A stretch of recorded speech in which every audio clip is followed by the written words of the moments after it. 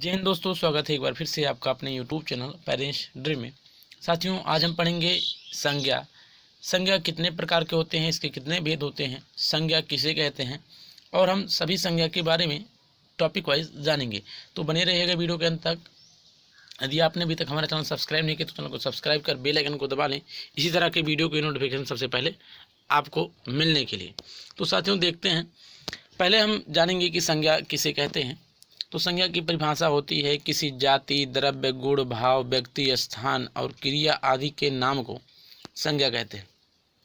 यानी किसी की जाति, द्रव्य, गुण, भाव, व्यक्ति, स्थान और क्रिया, इनके नाम को, आदि के नाम को, ये इम्पोर्टेंट है, नाम को संज्ञा कहते हैं। अर्थात नाम का ही दूसरा नाम संज्ञा है।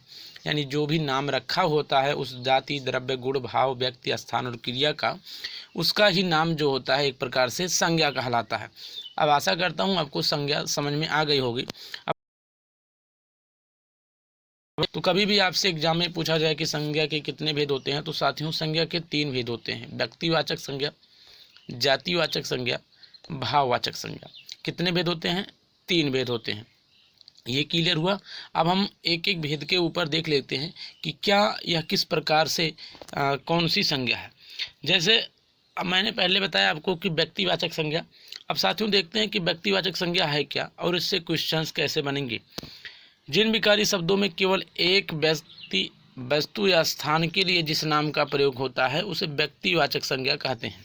जैसे कोई भी स्थान है, उसे एक ही व्यक्ति के नाम पर या एक ही वस्तु के स्थान पर उसी का नाम लिया जा रहा है तो उसे हम पर्सनल यानी व्यक्तिवाचक संज्ञा कहेंगे। जैसे चित्तौड़गढ़ का किला, तो चित्तौड़गढ़ का किला एक व्यक्तिवाचक संज्ञा में आया। भारत, यह भी एक पर्सनल ही है, यानी एक मतलब स्थान है। तो भारत, अनिल, हिमालय। और मैंने आपको ऊपर पढ़ाया इसका जो भी नाम होगा वही क्या है? संज्ञा।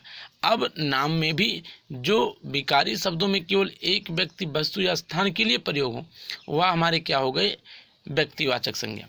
आशा करता हूँ व्यक्तिवाचक संज्ञा भी आपको समझ में आ गया होगा। अभी हम आपको अंत में सारा एक मटेरियल लास्ट में बताएंगे।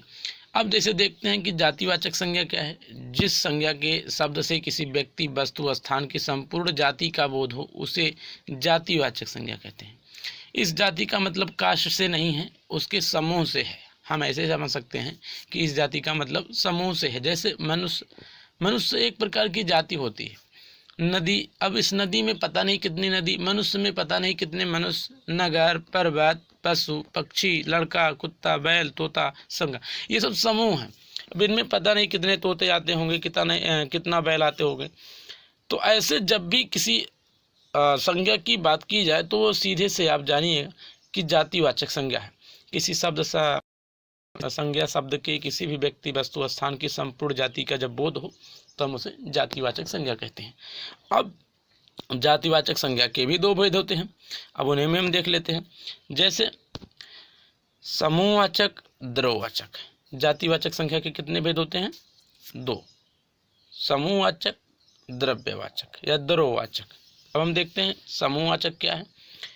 वे संज्ञा शब्द जिनके संगठन का बोध हो समूहवाचक संज्ञा के अंतर्गत आती है। यानी किसी भी ऐसे संज्ञा का नाम लिया जाए जो एक संगठन में हो, मतलब मैं कह सकता हूं कि एक ग्रुप में हो, ऐसी स्थितियों में हम उसे समूहवाचक की श्रेणी में रखते हैं। जैसे पुलिस।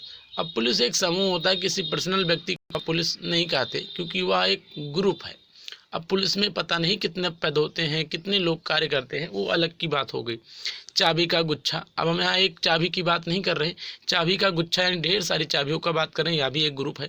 कक्षा में एक विद्यार्थी नहीं होता, अनेकों छात्र छात्राएं होती हैं, अर्थात वह भी एक समूह होता है। तो ऐसी स्थितियों में हम जातिवाचक संज्ञा के भेद समूहवाचक में इसको हम रखेंगे। अब देखते हैं द्रव्यवाचक संज्ञा क्या है। वे वस्तुओं जिन्हें मापा या तोला जाता है, अर्थात नाप तोल संबंधित द्रव्यवाचक संज्ञा के अंतर्गत आती हैं। जैसे किसी भी ऐसी वस्तु हो जिसे हम नापते हैं या तोलते हैं, तब ऐसी परिस्थितियों में हम कौन सी संज्ञा लगाएंगे? जातिवाचक संज्ञा का जो भेद द्रव्यवाचक संज्ञा है इस पे लगाएंगे। अब हम देख लेते हैं कि द्रव्यवाचक संज्ञा है कैसे।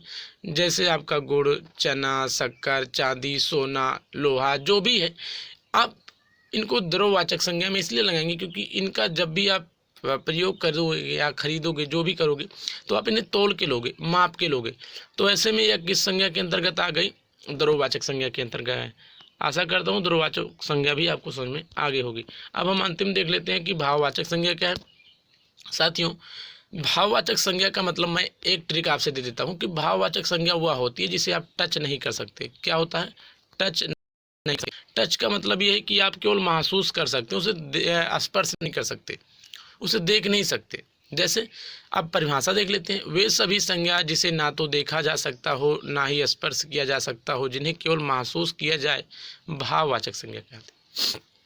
जैसे मैं कह दूं मुझे भूख लगी है, मुझे भूख लगी है, मैं यह महसूस कर रहा हूँ ना, मैंने भूख को तो देखा नहीं, और ना ही मैं अपनी भूख को टच कर सकता हूँ कि नहीं भैया रुक जाओ कुछ देर बाद खाना।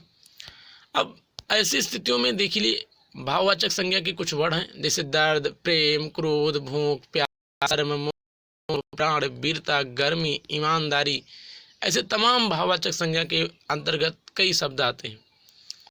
तो साथियों, आशा करता हूँ आपको यह वीडियो समझ में आया होगा, और